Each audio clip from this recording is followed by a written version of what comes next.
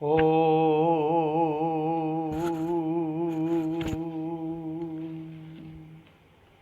गुरुर्ब्रह्मा गुरुर्विष्णु गुरुर्देवो महेश्वरा गुरु साक्षात् परब्रह्म तस्मै श्री गुरुवे नमः। नित्यं शुद्धनिराभासं निराकारं निरञ्जनं नित्यबोधचिदानन्दं गुरुर्ब्रह्मणमाम्यहं यस्य पादप्रभादस्त्वा प्रपञ्चो भाति भासुरा तमहं सद्गुरु वन्दे पूर्णानन्दचिदात्मकं पूर्णानन्दचिदात्मकम् ॐ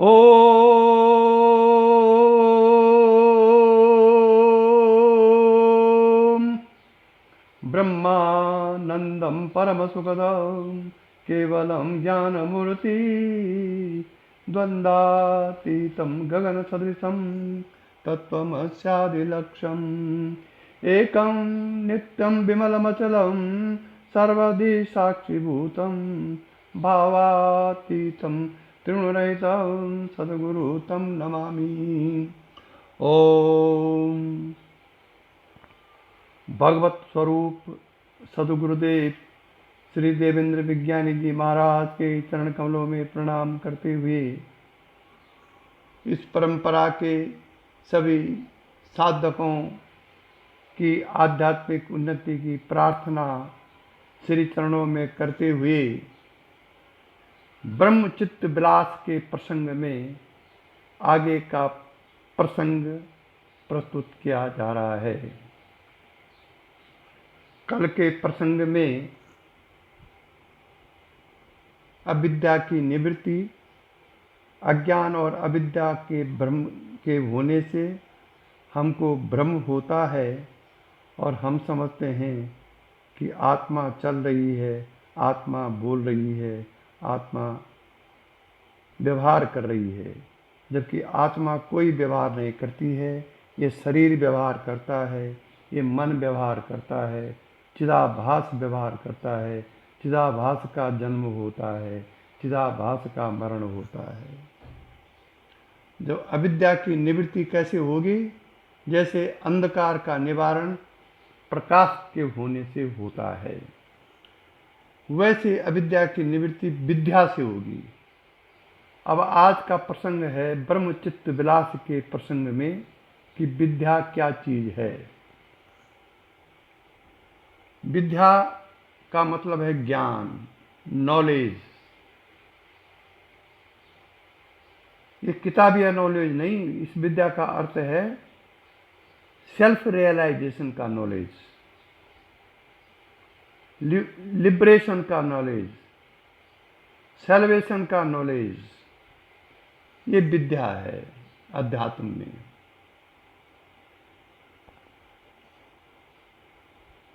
आत्मा में जो जीव भाषित हो रहा है, अर्थात आत्मा के प्रतिबिंब से जो मन बुद्धि प्राण में प्रतिबिंब पड़ रहा है आत्मा का, या बुद्धि में जो प्रतिबिंब पड़ रहा है आत्मा का, तब वही आत्मा या परमात्मा जीव हो गई और उसी जीव का संसार के साथ संबंध है। आत्म वस्तु जो है वो संसार नहीं है, जीव का संसार है। हमारी मानसिक सृष्टि जो बनती है वही संसार है। ईश्वर की जो सृष्टि है, ईश्वर का जो द्वैत है, वो संसार नहीं है, उसको कहते हैं जगत। जीव की सृष्टि को कहते हैं संसार।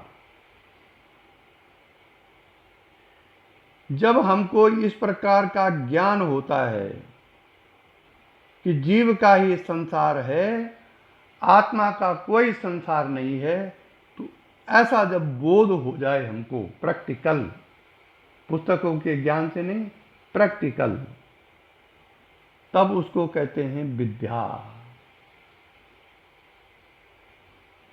और ये विद्या कब प्राप्त होती है?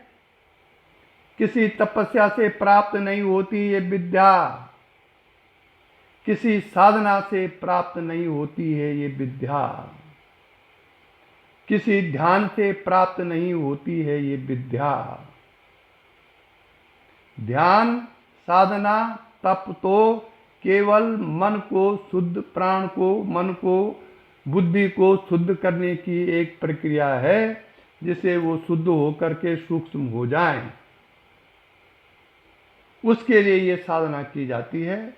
और जहाँ ये साधना करके शुद्ध होते हैं, सूक्ष्म होते हैं, ध्यान या परमात्मा का चिंतन ऑटोमेटिक होने लगेगा। ध्यान क्या है? निर्विषया मना ध्यान, ध्यानम निर्विषया मना। जिस घड़ी, जिस क्षण, जिस 5 मिनट के लिए यदि आपका मन निर्विषय हो गया, तो उस समय ऑटोमेटिक ध्यान लगेगा। ध्यान लगाना नहीं पड़ेगा। जो लोग ध्यान लगाने की कोशिश करते हैं शक्तिपात दीक्षा के बाद, जो लोग ध्यान लगाने की कोशिश करते हैं या करेंगे, वो फेल हो जाएंगे।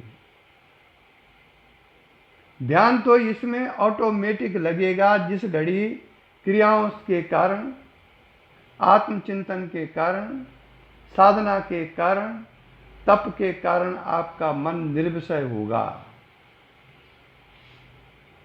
जो ये मन निर्विषय होगा, मतलब मन में कोई विषय नहीं रहेगा, चाहे वो आधा घंटे के लिए होगा, चाहे वो आधा मिनट के लिए होगा, तो ही ध्यान लगेगा।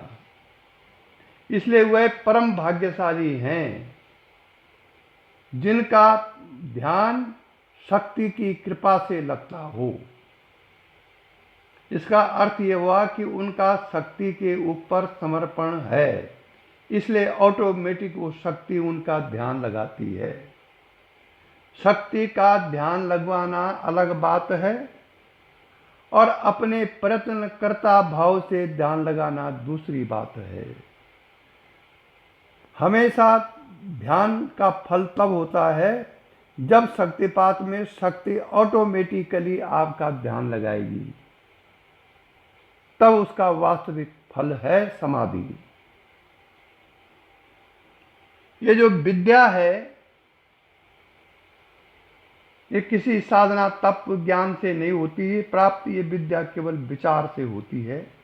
विचार क्या है? मेन, मैं शरीर नहीं आत्मा हूं।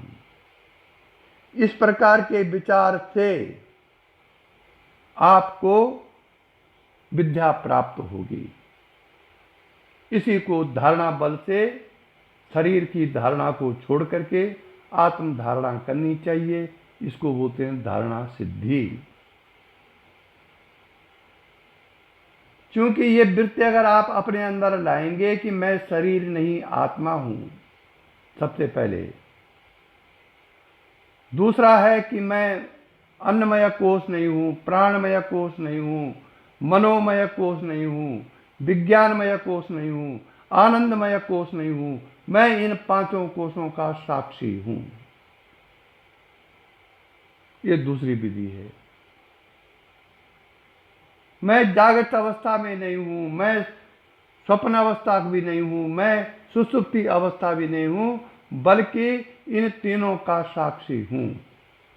ये तीसरी विधि है विद्या प्राप्त करने की। मैं इस शरीर के अंदर भी हूं और शरीर के बाहर भी हूं। अंदर बाहर शरीर की दृष्टि से है, बाद बाकी जो बाहर है वो अंदर भी है। लेकिन शरीर की दृष्टि के कारण हम इसको अंदर बाहर बोल रहे हैं। ऐसे इस प्रकार का जो विचार है, मैं चेतना हूं, मैं चेतन शक्ति हूं, और ब्रह्मांड में जो चेतन शक्ति है वही मेरी चेतन शक्ति है। इस प्रकार के विचार से विद्या प्राप्त होगी।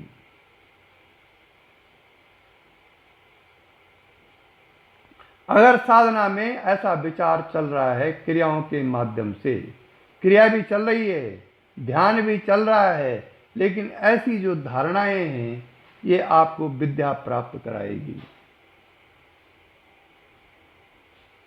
क्योंकि सच्चिदानंद स्वरूप ब्रह्म ही आत्मा है। आत्मा का एकत्व जब ब्रह्म में होता है, ब्रह्मैकत्व जब होता है, मतलब आत्मा और ब्रह्म एक ही है, या जब साधक इन दोनों का एकत्व कर लेता है तो जीवन मुक्ति प्राप्त हो जाती है फिर।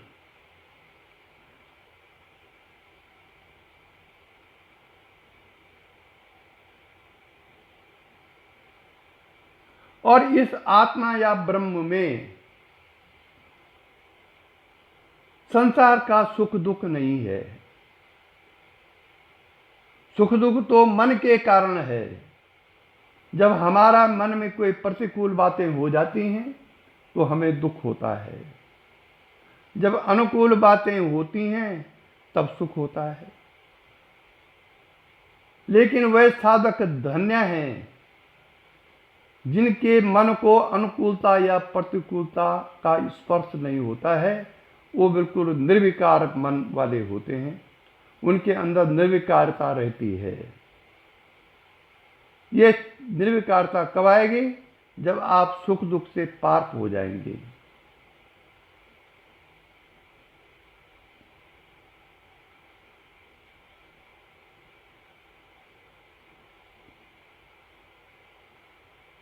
सुख दुख से पार होना ही साधना है।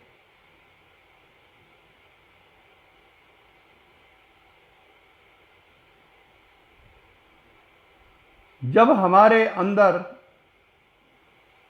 या बाहर सृष्टि रचना हमारे अंदर भी होती है और ब्रह्मा जी बाहर भी सृष्टि रचना करते हैं, तो सृष्टि रचना होने पर ही अंतःकरण उत्पन्न होता है, और उस अंतःकरण में जो प्रतिबिंबित चेतना है वही जीव है। ये दूसरे प्रकार का हो गया परिभाषा जीव की। अंतःकरण माने मन बुद्धि चित्त अहंकार, इसको मिला करके बोलते हैं अंतःकरण। यह सृष्टि रचना होने पर उत्पन्न होता है। अगर सृष्टि रचना नहीं हो रही अंदर बाहर तो यह भी उत्पन्न नहीं होगा, ये लीन रहेगा आत्मा में।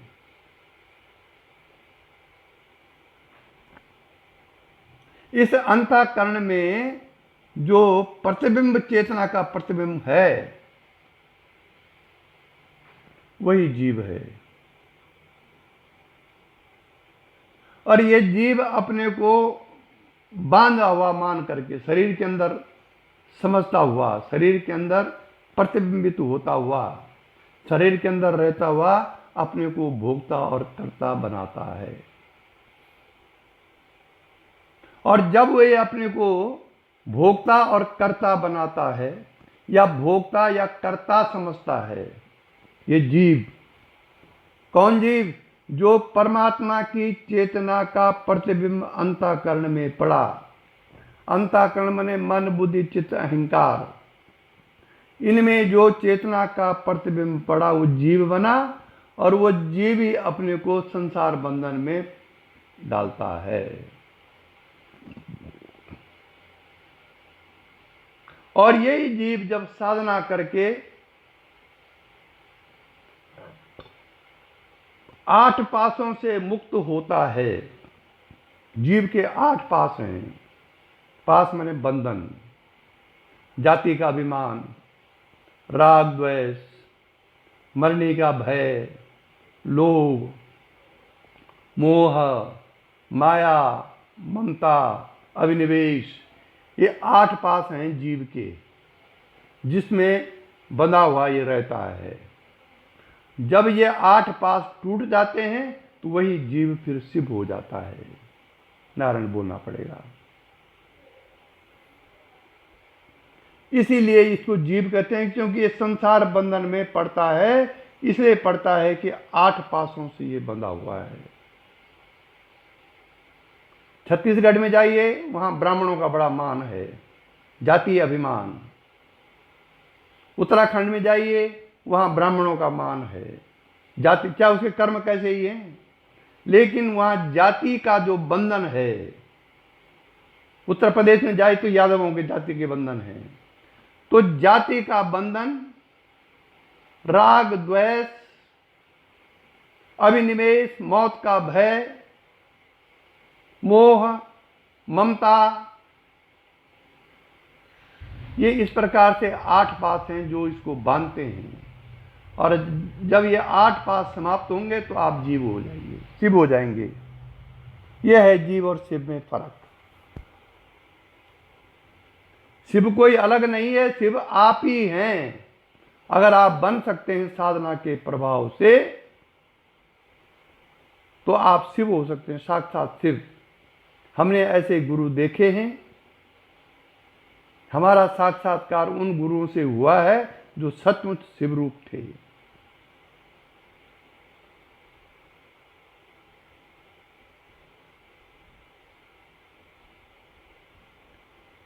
और जब ये यथार्थ ज्ञान हो जाता है, जो कुछ मैंने कहा है, ये वास्तविक ज्ञान जिसके अंतःकरण में फूट गया, इसी को विद्या कहते हैं।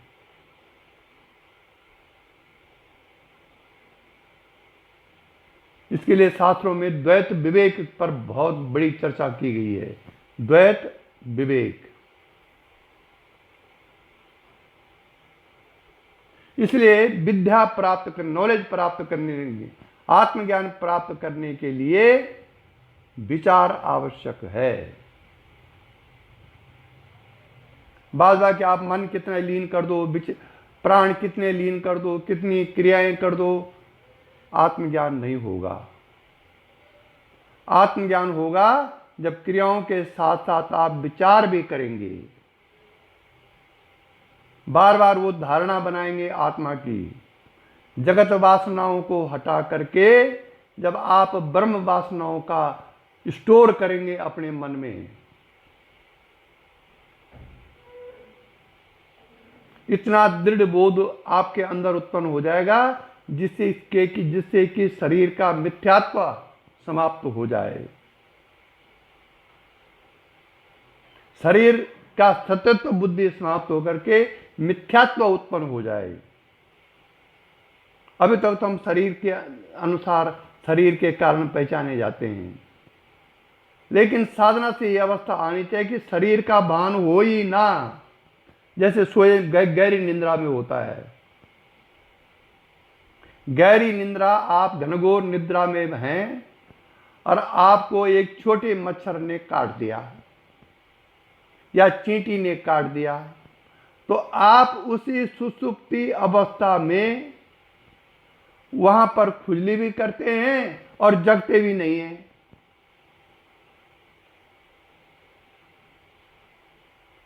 क्योंकि सुसुप्ति इतनी गहरी है कि आपको शरीराध्यास बिल्कुल न्यून है।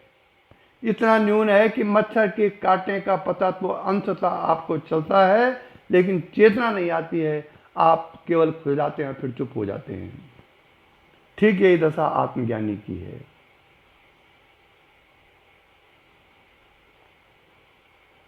जब वो आत्मरमण करता है या आत्मरमण में रहता है, तो शरीर का भान उसको ठीक सूक्ष्म रूप में इतना ही रहता है, केवल व्यवहार मात्र के लिए।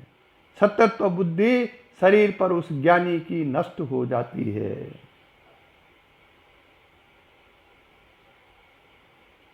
और ज्ञानी के कोई सींग नहीं उगते हैं, ज्ञानी की कोई पूंछ नहीं उगती है, ज्ञानी का जो अंतःकरण है वो पलट जाता है। मिथ्या ज्ञान खत्म होकर के वास्तविक आत्म ब्रह्म का ज्ञान हो जाता है, तो उसकी धारणा ही अंदर से बदल जाती है, व्यवहार वो सब कुछ करेगा।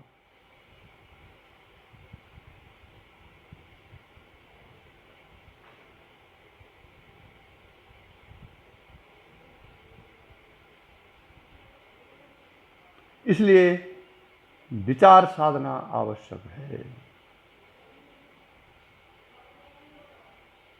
यदि मोक्ष प्राप्त करना है तो विचार कीजिए। फिर विचार के साथ साथ मन, बुद्धि, प्राण ये शुद्ध होने चाहिए, सूक्ष्म होने चाहिए, फिर ऑटोमेटिक विचार उठेगा आत्म संबंधी। इसीलिए शक्तिपात को बड़ा परमात्मा के पास जाने का बड़ा शॉर्टेस्ट रूट माना गया है, क्योंकि इसमें संस्कार शक्ति की क्रियाएं भार करती हैं। आवश्यकता यह नहीं कि परमात्मा के दर्शन कैसे हों, आवश्यकता यह है कि आपके संस्कार नष्ट कैसे हों। जिस घड़ी संस्कार नष्ट हो जाएंगे, प्रतिबंध नष्ट हो जाएंगे, अध्यास नष्ट हो जाएंगे, परमात्मा तो ऑटोमेटिक प्रकट होगा, क्योंकि आप परमात्मा स्वरूप हैं। हमको आवश्यकता है बादल हटाने की, कोहरा हटाने की, आंधी हटाने की, वाष्प हटाने की, धुआं हटाने की। सूर्य तो अपने आप दिखाई देगा।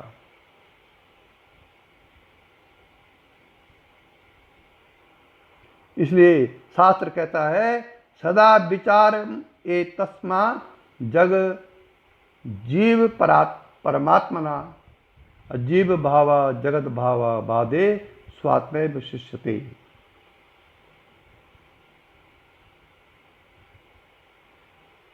इसलिए प्रिय साधकों, हमको जगत, जीव और परमात्मा या आत्मा,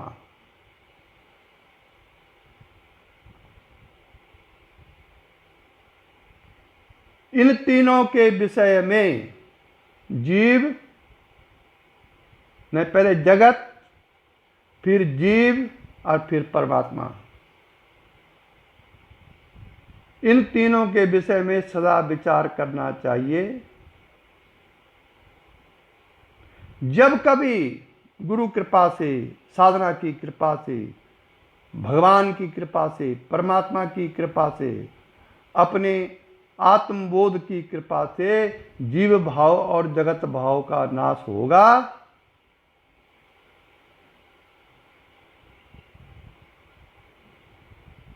तो अपना जो आत्म स्वरूप है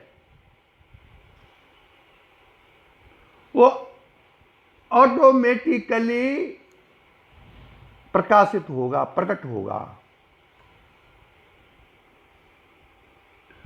जीव भाव और जगत भाव जब नष्ट हो जाएंगे, जिस घड़ी परमात्मा भाव या आत्म भाव शेष रहेगा।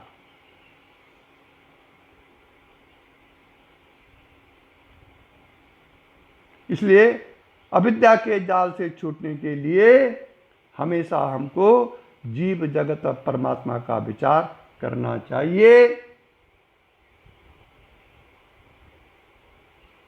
और विचार का विषय ही जीव और जगत और परमात्मा होना चाहिए।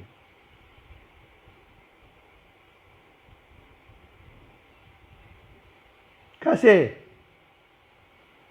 यदि किसी व्यक्ति को, यदि आपको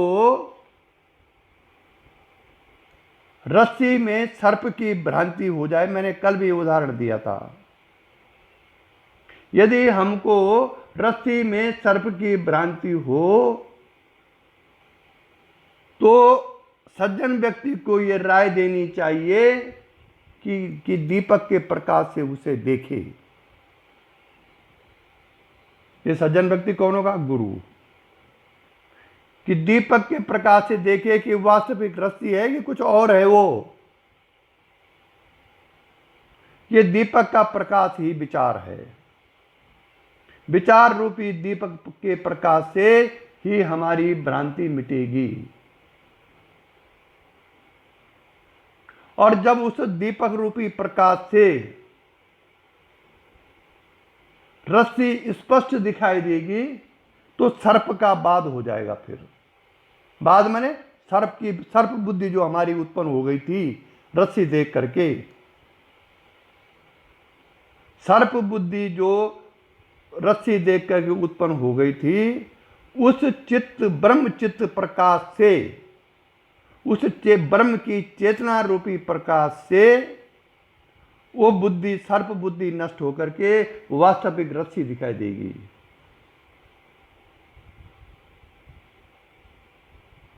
इसी प्रकार से जगत के जीव भाव और जगत भाव का नाश होगा।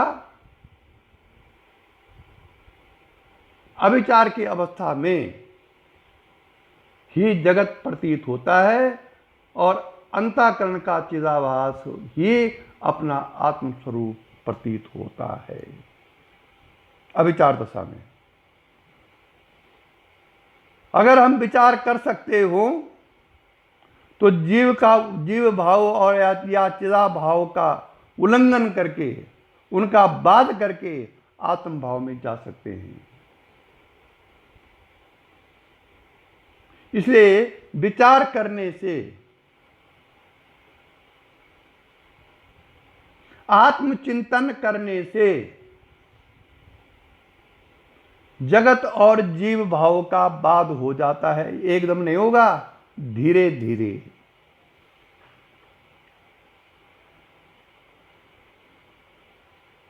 और विचार कब प्रकट होगा? जब शक्ति की इतनी तीव्र संवेग क्रियाएं होंगी कि आपका मन बुद्धि प्राण सीधा चिदाकाश में पहुंच जाएगा।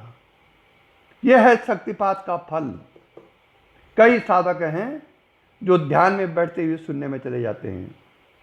वो नहीं चाहते शून्य में जाना, या उनकी कोई धारणा नहीं कि मैं शून्य में चले जाऊं, या वो कोशिश नहीं करते हैं कि मैं शून्य में चले जाऊं, या ये कोशिश नहीं करते कि मुझे समाधि हो जाए। वहां ऑटोमेटिक होता है, क्योंकि वो अंदर से साधना के प्रति इतने समर्पित हो गए हैं। उनके अंदर या तो पूर्व जन्म की कमाई के कारण ऐसा होता है, या इस जन्म में उनका तीव्र संवेग ऐसा है कि वह बैठते ही उस अवस्था में पहुंच जाते हैं। यही शक्तिपात का फल है।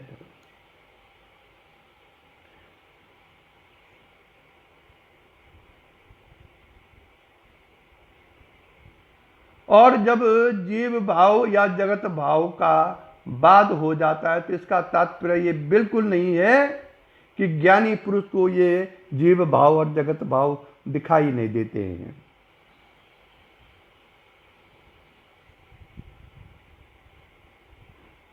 ज्ञानी पुरुष भी जगत देखता है, संसार को देखता है, अपने अंतःकरण में प्रतिबिंब चेतना का भी अनुभव करता है, प्रतिबिंब चेतना का अनुभव भी वो करता है, लेकिन उसकी बुद्धि में ये दृढ़ निश्चय हो जाता है कि ये सब मिथ्या है। उसकी इनके प्रति जो सत्यत्व बुद्धि है ये नष्ट हो जाती है और मिथ्यात्व बुद्धि प्रकट हो जाती है। भाई इतने फर्क है।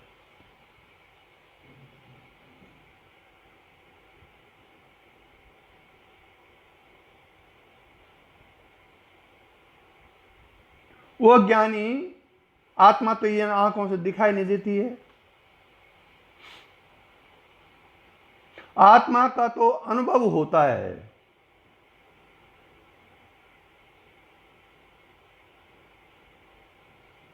वो आंखों से न दिखाई देने वाले इस आत्म स्वरूप का अनुभव करते हुए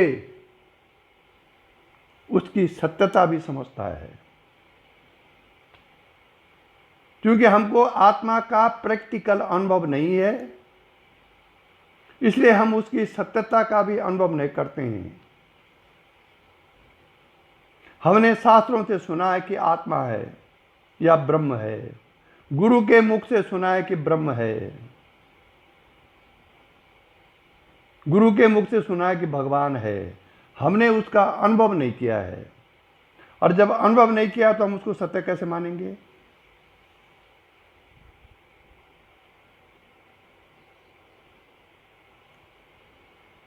और लोग सोचते हैं कि आत्मा रमण हो गया, आत्मज्ञान हो गया तो व्यवहार कैसे होगा। गलत धारणा है ये। उस आत्मज्ञान के प्रकाश में शरीर का व्यवहार बड़ी कुशलता से हो सकता है। आत्मज्ञानी बहुत कुशलता से व्यवहार करता है, ध्यानी नहीं कर सकता है। ध्यानी में व्यवहार बाधक है, ज्ञानी में नहीं।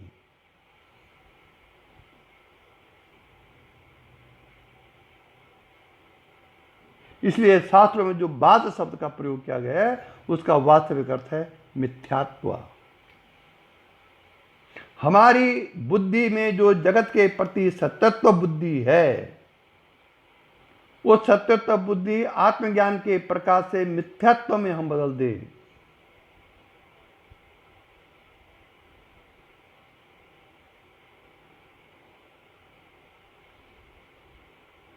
वास्तव में ज्ञान का जो प्रकाश है ना, वो जगत या जीव के विनाश से नहीं होता। ज्ञान से जगत की कोई वस्तु उत्पन्न या नष्ट की जा सकती है। ज्ञान से, ज्ञान का काम केवल यही है कि वह जो वस्तु जैसी है वैसी ही दिखा देता है।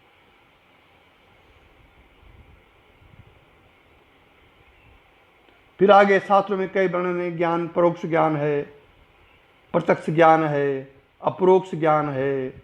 अनेक प्रकार के ज्ञान का वर्णन भी शास्त्रों में कहा गया है।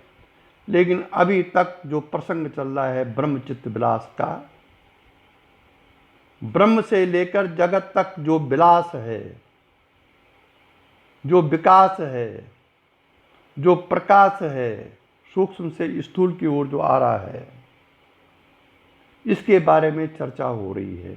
और वो समझ में तब आएगा जब अविद्या की निवृत्ति होकर के विद्या का प्रकाश हमारे अंदर उत्पन्न होगा।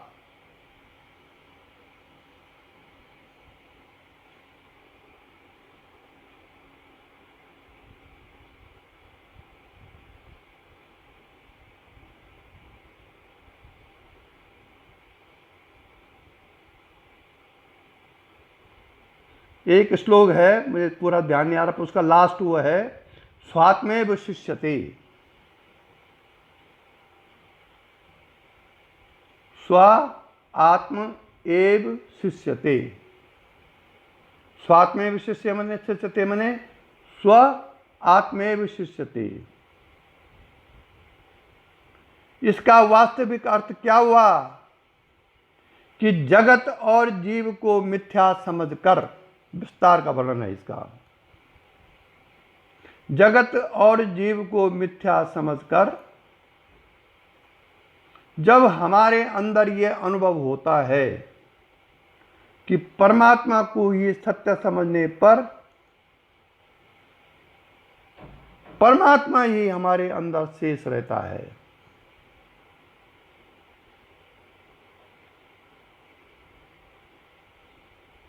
क्योंकि यदि तीन वस्तुओं में दो मिथ्या हों, जीव और जगत, यदि तीन वस्तुओं में दो मिथ्या हों और एक सत्य हो, तो वह तीनों मिलकर एक ही रहेंगी।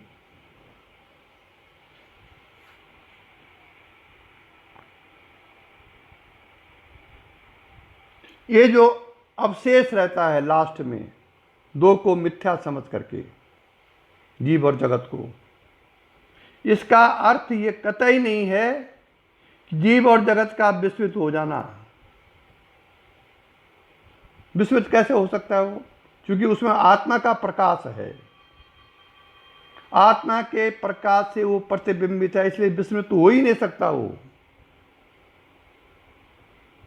केवल उसका मिथ्यात्व अंदर प्रकट होता है। यहां तक कि जीवन मुक्त अवस्था में जगत और जीव न विस्मृत होते हैं और न उसकी अप्रतीति होती है। यह है वास्तविकता। जीवन मुक्त पुरुष जगत में व्यावहारिक जीवन जीता है। राजा जनक देख लो आप, विदेह मुक्त पुरुष था। कई हैं, भगवान श्री कृष्ण जीवन मुक्त महापुरुष, लेकिन वो अंत समय तक व्यवहार करते रहे।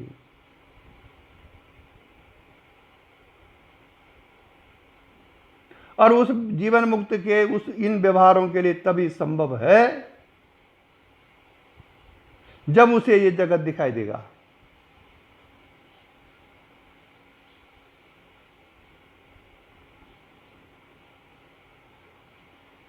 इस जीव जगत की या किसी भी चीज की जो विस्मृति है केवल दो अवस्थाओं में हो सकती है, सुषुप्ति में और मूर्छा में।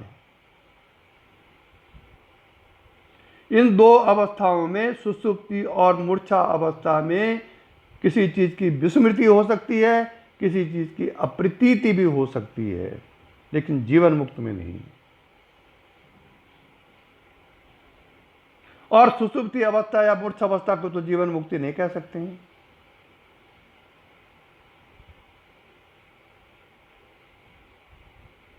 जीवन मुक्त के लक्षण यह है कि उसका चित्त हमेशा आत्मकारिता होकर के रहता है। जीवन मुक्त पुरुष जगत और जीव भाव को मिथ्या समझते हुए भी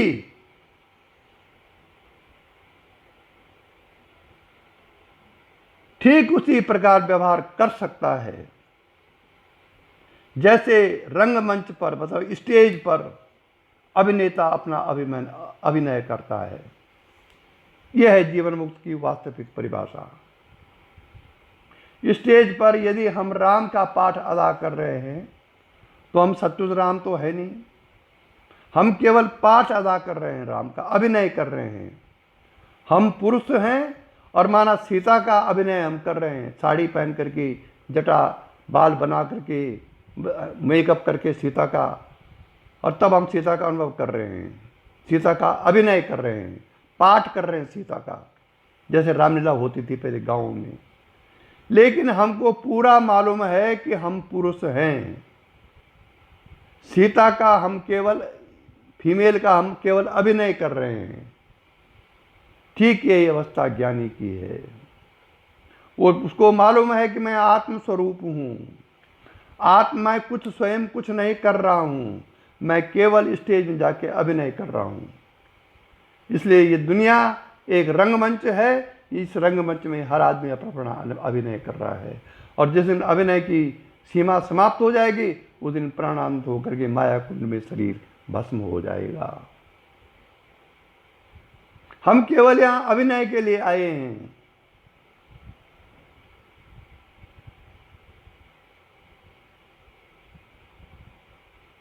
जैसे 5 वर्ष का छोटा बच्चा है, बालक, 5 वर्ष का बालक है, वो रो रहा है,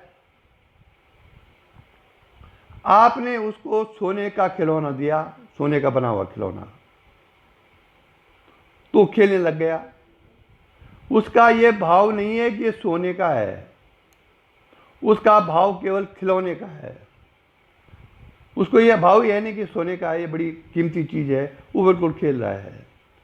और उसको छुड़ा करके आप फिर लोहे का खिलौना दे दो उसी आकार का जो बज सकता हो, तो उसको भी बजाएगा वो, उसको बजाने से भी चुप हो जाएगा। और फिर टिन का दे दो वही खिलौना, उसको भी बजाएगा, फिर चुप हो जाएगा। आपने छोटे बच्चे को 3 प्रकार के खिलौने दिए, फिर प्लास्टिक का दे दो, उसको भी बजाएगा। उसके अंदर ये भाव नहीं कि सोने का है, लोहे का है, टिन का है, ये प्लास्टिक का है। उसका भाव केवल खिलौना है। ठीक इसी प्रकार से ज्ञानी जीवन मुक्त महापुरुष इस संसार में खिलौने की तरह खेलते हैं, इस संसार को खिलौने की तरह प्रयोग करते हैं, और जब खिलौना टूट जाता है उसको छोड़ देते हैं तो अपने आत्म स्वरूप में स्थित रहते हैं। इसी के साथ आज का प्रवचन समाप्त हुआ।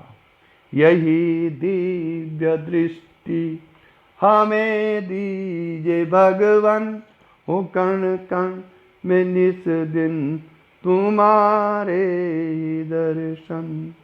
लखूं नित्य सर्वत्र मूर्ति तुम्हारी, सुनूं जड़ जगत से एक कीर्ति तुम्हारी।